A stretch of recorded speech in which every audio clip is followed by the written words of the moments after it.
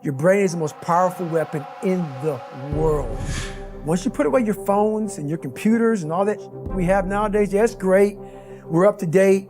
But your brain is the only thing you have when you're going through depression, when you're going through hard times, when you're going through death. Real life, you can't Google that, man. You're alone.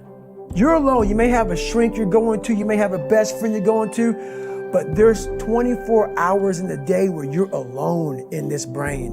And your brain is talking to you in all kinds of ways. And it wants to control you and pull you in these different pockets. If you can't control your own brain and your brain controls you, you got to tell your brain where you want to go and how you want to go and how you want to get there. You got to control it. If not, it's over. What existed for me was, okay, man, how am I going to make this work? And all I knew back then was hard work. The only way anything gets accomplished. That's all I heard back in those days. You got to work hard. You got to work hard. I'm not getting I can't get this paragraph. I can't remember what the f***'s in this paragraph to pass this test to get in the military. Read it again. Still not getting it. Read it again. But if you're not getting it, write it out. And that's how I started learning. Okay, well, I gotta write out everything I do. And then write it out again, and write it out again. And guess what happened? I got it. I can't swim. I'm negative buoyant. Go back again. I can't swim. Go back again. Go back again. Go back again. I got it. I realized if I keep going back and going back and going back until the just becomes, your mind will say, okay, we're going to figure it out, because he is not going to stop. It's not like I'm going to try one more time. No, it's just like alarm clock goes off, boop, we're going back. I can't read right, we're going back. I gave myself no way out, and my mind realized that. They said, okay, we're going to adapt and overcome now. Like a lot of people say, trying hard. Your mind knows, man. It knows this guy's bull. Man, this guy's lying. There's no truth behind it. When I was in Navy SEAL training, people go, how were you there for 18 months? The program was only 6 months long. You were in 3 hell weeks in 1 year. No one's ever done that. How did you do that? I talk about the new norm. When I lived in a $7 a month place when I was growing up for a short period of time, I loved it. I didn't know any different. That was my norm. Once we moved out of that place, we moved to a $236 a month place. I was like, I never want to go back to that little piece of shit.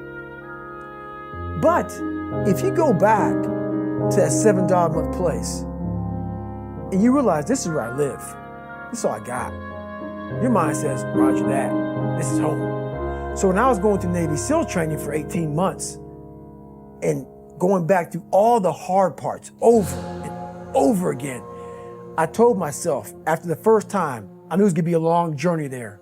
My body was breaking down. It was just how it was going on. I said, you know what? This is my new norm. So my mind said, it's like going to work. Like you go to work, you put your suit and tie on. I go into suffering every day. Every day, suffering, being broken, duct taping my feet up, stress fractures, shin splints, being broken. This is my new norm. And your mind says, if we're not broken, this ain't normal. We gotta be broken. So then your mind starts to get tougher and tougher and more callous. People go, how'd you run on broken feet? Broken shins. My mind knew this is how we operate. We're in Navy SEAL training. This is what we are. I became hell. And that became my new norm. I gave myself no way out. There was nothing outside these walls of hell. Nothing. I love God, but for a short period of time, I became the devil, because that was hell. I became the boss, the owner, the CEO of Navy SEAL training. That was my mindset. And that's how you get through things.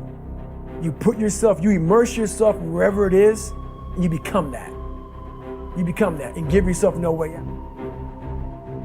When I was 297 pounds and I was fat as hell trying to be a Navy SEAL, the scariest thing in the world to me, even to this day, was that could have been the rest of my life. I thought then I was trying hard.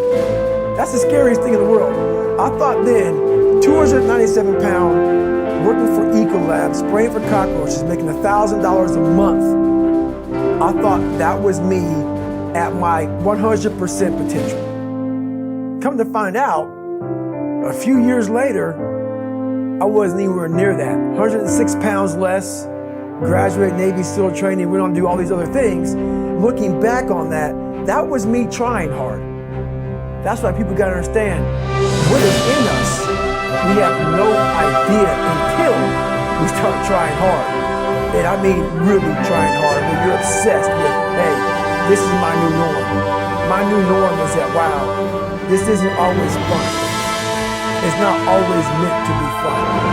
And that's when you know you're trying hard. People hear my story and think this guy's sadistic. I realize how the brain works. I figured out how the brain works. I'm a scared kid, and that's what gives me so much power. I had no foundation, and I built this off of just researching the mind. The feeling you get is basically invincibility. You realize that you can't do it all the time. When you need to do it, I know I can go to a place that I can live in. And when you know that you can run on broken legs and you can do certain things that a lot of people can do, but they're not willing to do, this power, this sympathetic nervous system of fight or flight, and you're fighting, it gives you this charge of energy of when you're sitting there at 3:30, 4 o'clock in the morning and you're duct taping your feet up because they're broken, and you're doing it by yourself, and you're going through arguably one of the hardest training in the world. And these guys, most of them are healthy, and you're going through it broken, and you're already at a disadvantage, but you're still there. You can feed into that and tap into that for a lot of power. But if you look at it, well, I'm broken, man. I'm not gonna make it. But if you look at it as, man, I'm broken and I'm still here. And I'm fighting, and I'm gonna find a way to get through this, because I have no other place to go. It gives you a lot of power. When things start to suck really, really bad, my brain and a lot of people's brain, they don't go to your dad beating you up. Your brain says, we gotta get out of here. This is miserable. So anger goes away a lot of times when you're suffering, because your brain just says, we gotta run, we gotta go. So that anger is not popping up saying, oh, I'm gonna show them, I'm gonna show those people. No, there has to be a much deeper, when I say deeper, it has to be down to mineral soil. It has to be down to that nice mineral soil where nothing can burn. You can't burn dirt. So it has to be down that low, that literally is something in you that's at the core of your soul. But you don't find it unless you spend a lot of time with what you want to be in life. I can't give that to you. Right. You can't give it to somebody. When you find your true passion in life, and my passion for me was like, oh, I want to be, I didn't give Navy SEALs, Army, I don't give a shit. I want to serve my country. I want to be someone that I'm proud of. I want to look at myself in the mirror because I was so disappointed. That accountability mirror I talk about, I was so disappointed in what I saw every day. I wanted everybody to love David Goggins. And a lot of people did. I didn't love myself. But I knew a lot of us want to find peace first. So people say, man, you always talk about this suffering and pain. I'm at peace right now because I went through that. You don't find peace first. If you do, Merry Christmas. More power to you. More power to you. I found peace on the opposite end of finding myself.